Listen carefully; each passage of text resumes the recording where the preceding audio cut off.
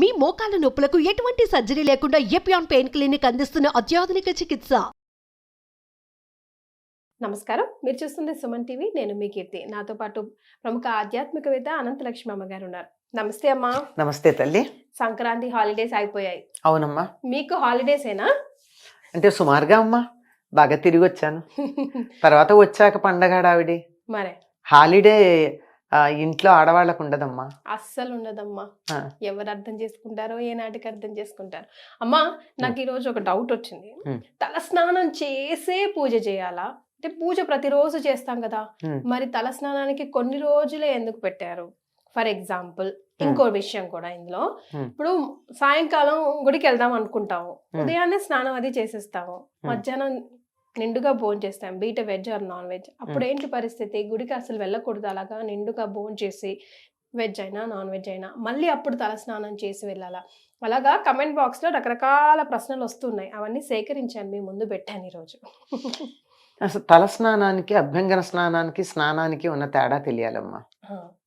అభ్యంగన స్నానం అంటే నూనె రాచుకుని తలకి కుంకుడుకాయో షీకాయో ఈ రోజుల్లో ఏదో షాంపూనో పెట్టుకు రుద్దుకుంటారు. ఇప్పుడు అంతగా నూనె పట్టించుకునే ఓపిక లేకపోతే కనీసం పెద్దవాళ్ళు ఉంటే అమ్మ కడుపు చల్లగా అత్త కడుపు చల్లగా అని చెప్పి ఒక చుక్క నూనె పెట్టించుకుంటారు, లేకపోతే ఎవరికి వాళ్ళైనా ఒక మాడు పట్టిన ఒక నూనె చుక్క పెట్టుకుని తర్వాత స్నానం చేస్తారు. లేకపోతే చేయకూడదమ్మా. అది చేస్తే ఒట్టినే తల మీద పోసుకుంటే అశుభానికి చేస్తాం ఆ పని. మనం దుర్వార్త విన్నాం అనుకో, ఉన్నవాళ్ళం ఉన్నట్టుగా సచేల స్నానం కట్టుబట్టలతో సహా స్నానం చేసేస్తాం. అంటే ఒకవేళ బట్టలతో చేయకపోయినా కనీసం స్నానం చేసి బట్టలన్నీ అక్కడ తడిపి అక్కడ పెట్టి మరీ స్నానం చేస్తాం, అంతే కదా. అంటే అది సెంటిమెంట్, దాని వెనకాల ఏమైనా ఉందా అమ్మా?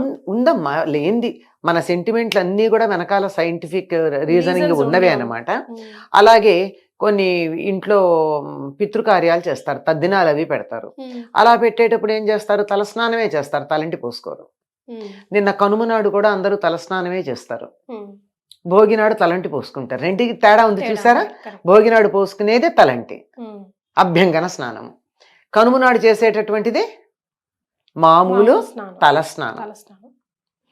ఈ రెండిటికి తేడా తెలియాలి. ఇది తెలియక తలస్నానం చేయాలంటే ఎందుకు చేయాలి? చెయ్యక్కర్లేదు, నిత్యం చేయక్కర్లా. ఆడవాళ్ళు అసలు చేయక్కర్లా, మగవాళ్ళు చెయ్యాలి. ఇప్పుడు మీరు తలస్నానం చేసి పూజ చెయ్యాలని ఒక మాట అడిగారు. ఎవరు చెయ్యాలి పూజ? ఆడవాళ్ళ మగవాళ్ళ? మగవాళ్ళు. కానీ వాళ్ళు చేయరు కదా. అదే కదా, వాళ్ళు చెయ్యను కనుక ఏం చేస్తున్నారు? పిల్లలకు అలవాటు పోతుంది, ఇంట్లో దేవుడికి ఎవరో ఒకళ్ళు చేయడం అసలు మానేయటం కన్నా నయమే కదా, ఎవరో ఒకళ్ళు చేయడం అని చెప్పి ఆడవాళ్ళు చేస్తున్నారు. ఆడవాళ్ళు చేయడం తప్పేం లేదు, ఆడవాళ్ళు చేస్తే దాని ఫలితం ఎవరికి వస్తుంది? వాళ్ళకే వస్తుంది. మగవాళ్ళు చేస్తే కుటుంబం మొత్తానికి వస్తుంది. పాపం ఆడవాళ్ళు చేసింది మగవాళ్ళకి వెళ్ళదమ్మా. అందుకోసం ఏం చేస్తారు వీళ్ళు? వ్రతాలు చేసి ఆ వ్రతం యొక్క ఫలంగా నా భర్త కలకాలం బతికుండాలి అని ప్రత్యేకంగా కోరుకుంటున్నారు.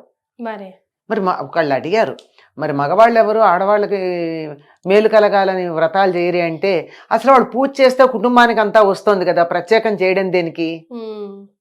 ఆడవాళ్ళు చేస్తున్నారు కనుక అయ్యో నా భర్త చేసే పూజ వల్ల నాకేదో మేలు జరుగుతోంది అందరికీను, నేను నా భర్తగా ఏం చేయలేకపోతున్నానే అని తపన పడి వ్రతాలు చేసి 5వ తనం కావాలని కోరుకుంటున్నారు. అంటే భర్త ఎక్కువ కాలం బతకాలని. అదమ్మా విషయం. ఈ లాజిక్ అర్థం కాక చాలా పూజల విషయంలో కూడా ఆడవాళ్ళు మగవాళ్ళు అని రకరకాల మాటలు మాట్లాడతాం మనం. కనుక మగవాళ్లే కనుక పూజ చేసేటైతే అసలు మగవాళ్ళు నిత్యం తలస్నానం చేయాలని చెప్పారు. అభ్యంగన స్నానం అప్పుడప్పుడు చేసినా నిత్యం తల మీద నీళ్లు పోసుకోవాలి మగవాళ్ళు. అట్లాంటప్పుడు అసలు తలస్నానం చేసి పూజ చేయాలా అన్న ప్రసక్తే లేదు, తప్పనిసరిగా స్నానం చేస్తారు. ఆడవాళ్లే చెయ్యాలంటే కూడా తలస్నానం చేసి పూజ చెయ్యాలన్న నియమం లేదమ్మా. ఒక్క ముత్తైదువులకి కంఠస్నానం చాలు. అంటే భర్త బతికున్నటువంటి స్త్రీలు కంఠస్నానం చేస్తే సరిపోతుంది. కంఠస్నానం అంటే మనం మామూలుగా చేసేది. అందులో భాగంగా మొహం కడుక్కోకుండా అయితే చెయ్యం గాని తల మీద పోసుకోవాల్సిన పని లేదు అని ఉద్దేశం. దానికి ప్రత్యేకంగా వాళ్ళు చేసేది మాత్రం అభ్యంగన స్నానం చేయాలి. తలకు నూనె రాచుకుని అప్పుడు తలంటూ స్నానం చేయాలి.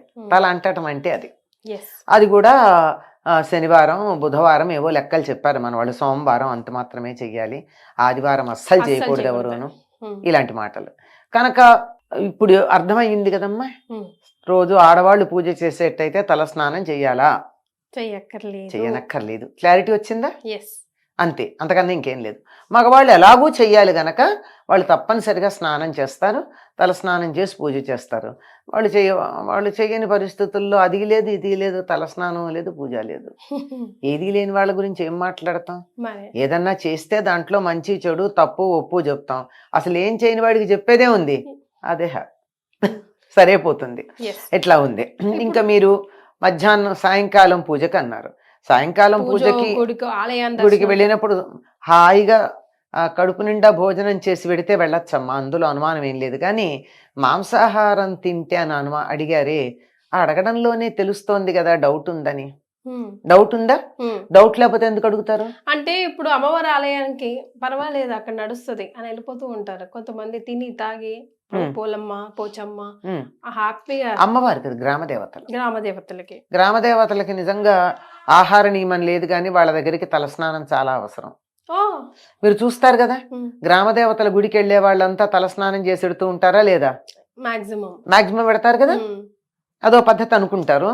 ఈ తిని తాగి అన్నది వాళ్ళ ఇష్టం అమ్మా, దానికి మనం చెప్పగలిగింది ఏం లేదు.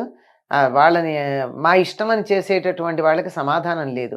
చేయొచ్చా చేయకూడదా అని అడిగిన వాళ్ళకి మాత్రమే సమాధానాలు ఉంటాయి. కానీ మా ఇష్టం వచ్చినట్టు చేస్తాను, చెయ్యొచ్చా అని అడిగితే మా ఇష్టం వచ్చినట్టు చేస్తామని నాకు చెయ్యొచ్చా ఎందుకు, నీ ఇష్టం వచ్చినట్టు చేసేసుకో. నువ్వు చేసే పనులకి మా ఆమోద ముద్ర అక్కర్లేదు. అది మంచి అయినా చెడైనా, మంచి చేసినా అక్కర్లేదు నువ్వు చేస్తున్నప్పుడు, చెడు చేసినా అంతకంటే అక్కర్లేదు. కానీ దేవాలయానికి వెళ్ళేటప్పుడు మాత్రం ఒకప్పుడు తప్పనిసరిగా పరగడుపున వెళ్ళమని చెప్పేవాళ్ళు. పరగడుపు అంటే తినకుండా వెళ్ళమని. కానీ ఇప్పుడు అది ఎవరు పాటిస్తున్నారు? ఏమన్నా అంటే మాకు మందులు ఉన్నాయండి, టాబ్లెట్లు వేసుకుంటున్నాం. నాకు ఆశ్చర్యకరమైన విషయం ఏమిటంటే థైరాయిడ్కి మందులు వేసుకుని మేము టాబ్లెట్ వేసుకున్నాం కనుక బ్రేక్ఫాస్ట్ చేయాలండి అని చెప్తున్నారు. థైరాయిడ్ పరగడుపున వేసుకోవాలి, దానికి తినాలని నియమం లేదు. కానీ వీళ్ళు తినడానికి థైరాయిడ్ టాబ్లెట్ వేసుకోవడం అన్నది వంకగా చెప్తూ ఉంటే అసలు ఇంత దొంగతనం ఎందుకు? ఆత్మవంచన దేనికి? నాకు టిఫిన్ తినాలనుంది తిన్నాను అని చెప్పు, అంతేగాని మందులు వేసుకుంటున్నాను గనక తినాలని ఏం లేదు. బీపీ టాబ్లెట్లకు కూడా అక్కర్లేదు, కొంచెం తినాలి కదమ్మా. అక్కర్లేదమ్మా, కాఫీనో టీనో చాలు, అంతే. మరీ ఎక్కువ వేసుకుంటే తప్ప ఒకటో రెండో వేసుకునే వాళ్ళకి ఏం పర్వాలా. బేసిక్ రూల్ మనకు చెప్పిన రూల్ అయితే పడిగడుపునే వెళ్ళాలి గుడికి పరగడుపున పెడతాం.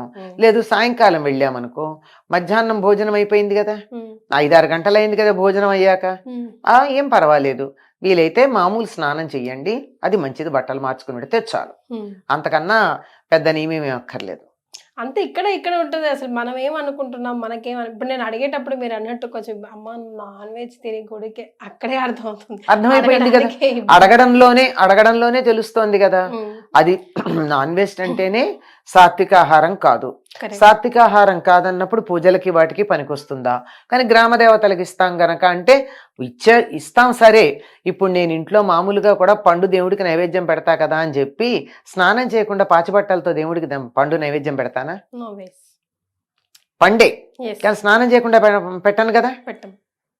మరి అట్లాంటప్పుడు అక్కడ నాన్ వెజిటేరియన్ తిని వెళ్ళడం అనేది అమ్మవారికి పెడతాం కదా మేము తింటాము అన్న దానికి ఎలా అన్వయం ఆలోచించండి. తాము చేసే పనిని సమర్థించుకోవడం కోసం రకరకాల లాజిక్స్ వస్తాయమ్మా. ఆ లాజిక్ పక్కన పెట్టి నేను చేసే పనిని సమర్థించుకోవటం లేదు, తప్ప ఒప్ప అని ఎవరికి వాళ్ళ మనసు ప్రశాంతంగా ఆలోచిస్తే వాళ్ళకే తెలుస్తుంది. ఎందుకు దొరకదు? ఇప్పుడు అడిగేటప్పుడే, ఇప్పుడు మామూలుగా నేను పప్పన్నం తిని గుడికి వెళ్ళొచ్చా అని ఎవరు ఎందుకు అడగరు? నాన్ వెజిటేరియన్ తిని వెళ్ళొచ్చా అని ఎందుకు అడుగుతున్నారు? అంటే అక్కడ ఏదో తప్పు అని తెలుస్తోంది. అందువల్ల నేను తప్పు చేస్తాను, నువ్వు ఆమోదించు, దీనివల్ల వచ్చే పాపం ఏదన్నా ఉంటే నీకు వస్తుంది, నేను హాయిగా పుణ్యం తీసుకుంటానని చెప్పేటటువంటి పద్ధతి. చాలా విషయాలు వీలైతే తినకుండా ఉండడం చాలా మంచిదమ్మా. అనుకోకుండా తినడం జరిగిపోయింది, అనుకోకుండా గుడికి వెళ్ళే అవకాశం దొరికింది, అలా ఉంటాయి కదా పరిస్థితులు. మరీ ప్రతిదాన్ని అలా స్ట్రిక్ట్ గా పట్టుకుని రూల్స్ యంత్రాలం కాదు కదా. అట్లాంటి సందర్భంలో స్నానం చేసి వెళ్ళాలి. వీలైతే తల స్నానం చేసి వెడితే మంచిది. తలస్నానం ఎందుకని చెప్పాలి అక్కడ? అభ్యంగన స్నానం అనలా నేను, ఉమ్, తలస్నానం అన్నాను. మీరు గమనించాలి. యా, అంటే చేసింది తప్పు పని గనక క్షమాపణ కోసం చేసుకునే స్నానం అది. ఓకే. అట్లీస్ట్ మనకే హ్యాపీగా అనిపిస్తుంది, అనిపిస్తుంది. అట్లీస్ట్ బాత్ చేసి వెళ్ళాని అన్నట్టు. కానీ కొత్త చీర కావాలమ్మా ప్రతిసారి? ప్రతిసారి Wash. అక్కర్లేదమ్మా. ఉమ్, మనం మామూలుగా ఉతికారేసుకున్న చీరతో మనం పూజ చేసుకోవడము అన్నీ చేస్తాం. ఉమ్, పట్టు చీర కట్టుకున్నాం, పట్టు చీరతో గుడికి వెళ్ళాం, ఉమ్, అనిపిస్తుంది కదా ఇంట్లో ఉన్న పాత చీర కాకుండా పట్టు చీర కట్టుకోవాలని. yes. ఆ పట్టు చీర గుడికి వెళ్ళినా పూజ చేయాలన్నా దాంతో భోజనం చేయకుండా ఉన్నంత కాలం అది పనికొస్తుంది. Oh. ఒక్కసారి మీరు భోజనం చేశారంటే అది మళ్ళీ మనకి పూజకి పనికిరాదు. దీని వెనకాల లాజిక్ ఏముందమ్మా? తెలియదు. కానీ భోజనం చేశామంటే ఒకటి ఆహారం తినడం అయిపోయింది కదా, ఉమ్, అంచేత ఒక ఎంగిలి పూట పడ్డట్టు అన్నమాట. ఎంగిలి పడ్డట్టు అయిపోతుంది అంతే, అంతకన్నా ఇంకేం కాదు. నాట్ రియలీ ఫ్రెష్ కాబట్టి ఆ. మనం సాధారణంగా నాకు తెలిసి ఎవ్వరూ కూడా పట్టు చీరలు అవి కట్టుకుని కాలకృత్యాలకు వెళ్ళరు, ఉమ్, మార్చుకుని ఎడతారు. ఉమ్, అందువల్ల వాటికి దోషం లేదు. వాటితో కానీ కాలకృత్యాలకు వెడితే ఉతకందే పనికిరాదు.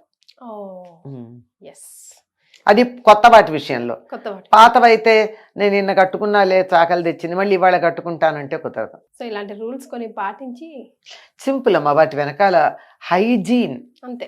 హైజీన్తో పాటుగా క్యారీ అవుట్ అయ్యే నెగిటివిటీ, ఉమ్, ఈ రెండింటిని దూరం పెట్టడం అంతే, అంతకన్నా అంతే. వేరే. Yes. Thank you so much అమ్మా. నమస్తే.